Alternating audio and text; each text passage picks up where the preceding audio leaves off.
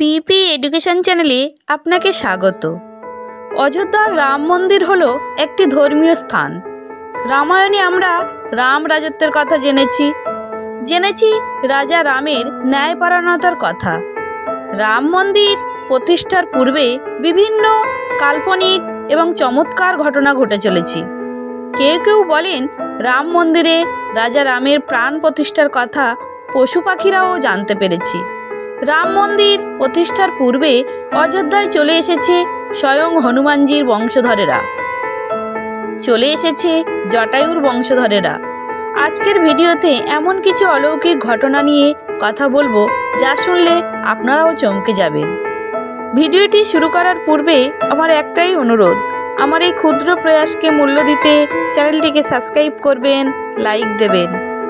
পৃথিবীর ইতিহাসে 22শে জানুয়ারি দিনটি অমর হয়ে থাকবে। এই দিনটি হিন্দু ধর্মাবলম্বীদের কাছে খুবই গুরুত্বপূর্ণ। বিশ্বের সমস্ত রাম ভক্তরা এই ইতিহাসের সাক্ষী হতে চলেছে এবং জড়ো হয়েছে অযোধ্যার রাম মন্দিরে।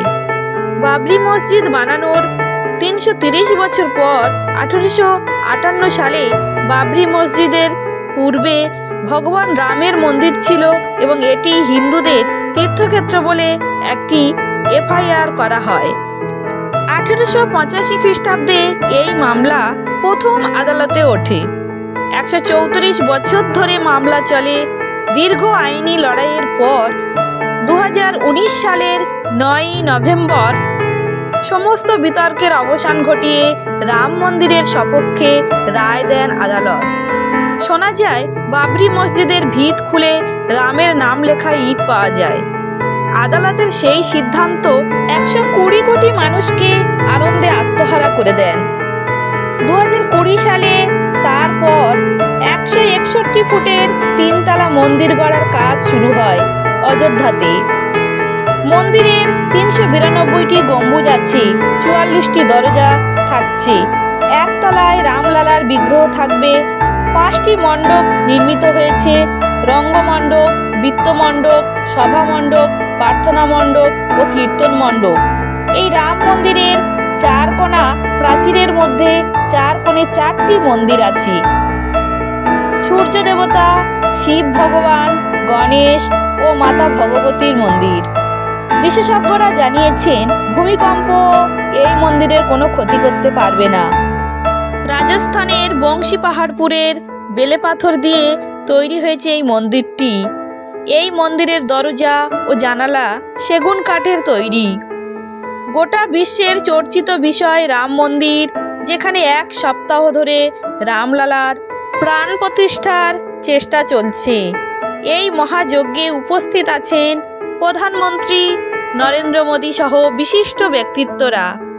এই রাম মন্দির নির্মাণে বিশিষ্ট ব্যক্তিত্বরা প্রচুর টাকা দান করেছেন।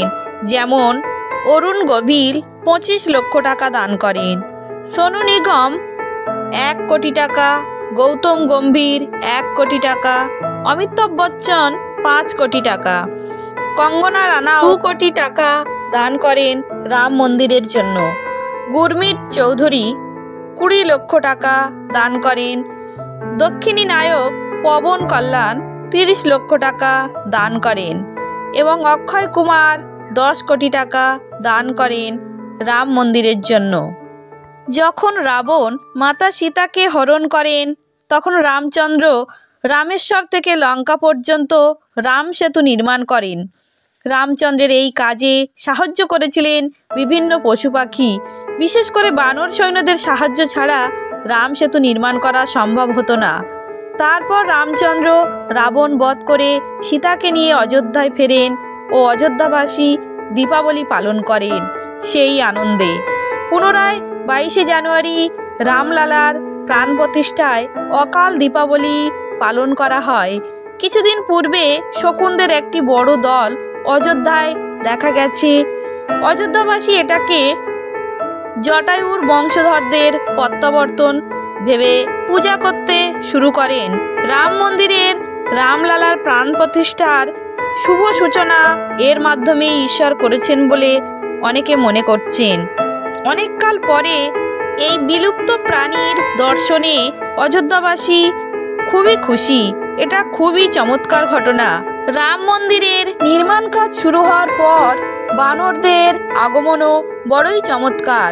হনুমানজির বংশধররা এই বানরগণ দলে দলে এখানে উপস্থিত হয়েছে। রাজা বিক্রমাদিত্য এই রাম মন্দির প্রতিষ্ঠা করেছিলেন বলে ইতিহাসে জানা যায়। মুঘল সাম্রাজ্যকালে রাম মন্দিরের স্থানে বাবরি মসজিদ নির্মাণ করেন। ৬৬ একর জমির উপর রাম মন্দির নির্মিত হয়। ২০২০ সালের ৫ই আগস্ট প্রধানমন্ত্রী রাম মন্দিরের শিলান্যাস করেন। দীর্ঘ ৩.৫ বছর ধরে রাম মন্দির নির্মিত হয়। বিভিন্ন রাজ্য থেকে উপকরণ আসে এবং ২২শে জানুয়ারি ২০২৪ রাম মন্দিরে রামলালার প্রাণ প্রতিষ্ঠা হয়।